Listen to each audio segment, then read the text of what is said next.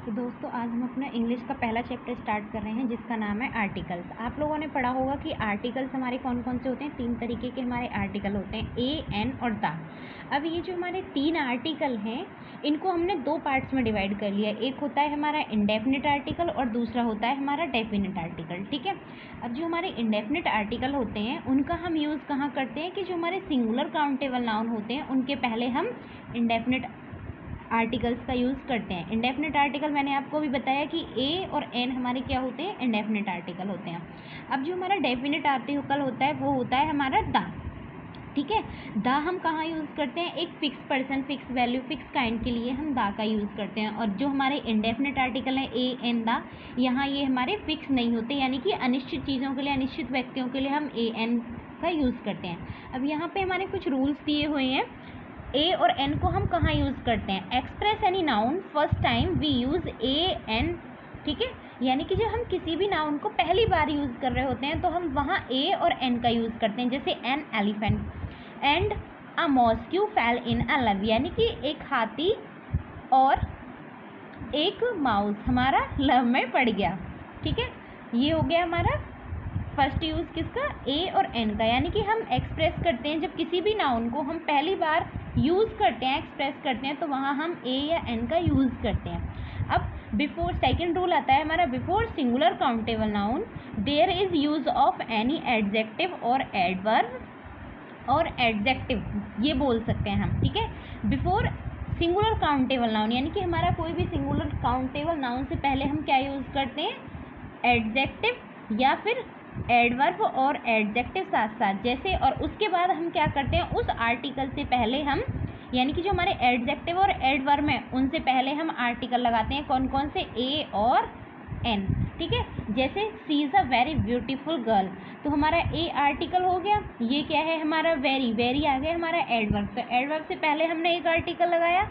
ठीक है। Adverb plus adjective, और ब्यूटीफुल हमारा क्या हो गया, एडजेक्टिव, और गर्ल हमारा क्या हो गया, सिंगुलर काउंटेबल नाउन। तो हमारा जो इसका रूल बन रहा था वो क्या बन रहा था, आर्टिकल ए या an plus adverb plus adjective plus singular countable noun. ठीक है। अब हम बात करते हैं अपने तीसरे रूल की, we use a an before abbreviation, यानी कि हम ये जो हमारे आर्टिकल ए और an, indefinite article a an है, इनको हम किसी भी एब्रीवेशन से पहले इनका यूज़ करते हैं। जैसे मैंने एग्जाम्पल लिया, I want to become an IAS officer, तो क्या यूज़ करा मैंने यहाँ, ये हमारा IAS हमारा एक एब्रीवेशन यूज़ हो रहा है इंडियन एडमिनिस्ट्रेशन सर्विस के लिए, तो उससे पहले हमने क्या लगाया, आर्टिकल एन लगा दिया।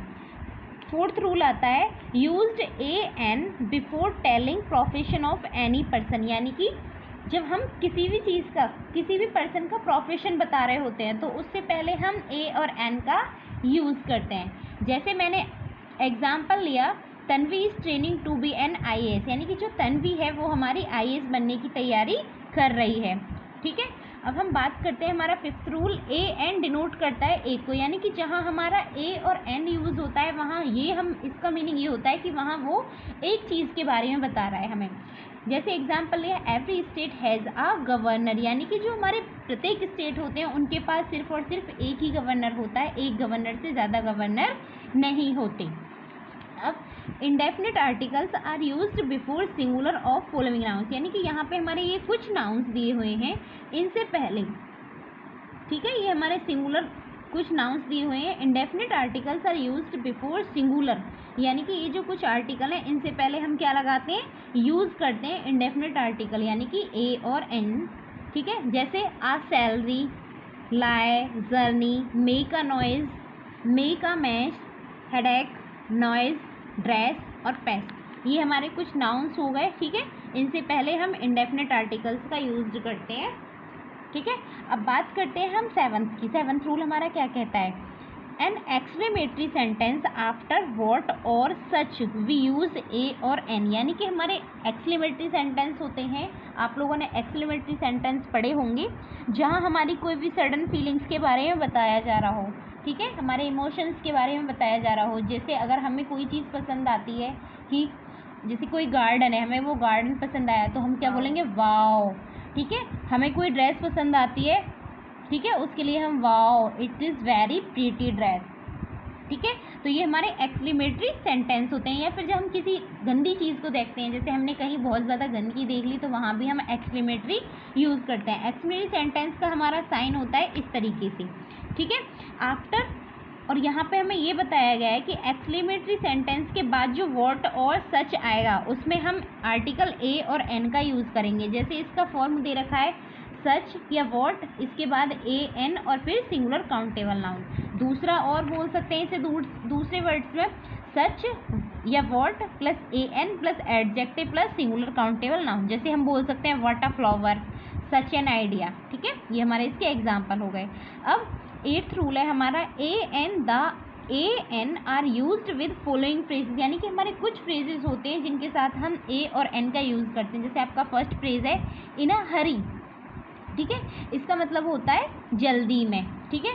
तो यहाँ पे हमने आर्टिकल ए यूज़ करा। इन अ मूड यानी कि मूड में, तो यहाँ हमने आर्टिकल ए यूज़ करा।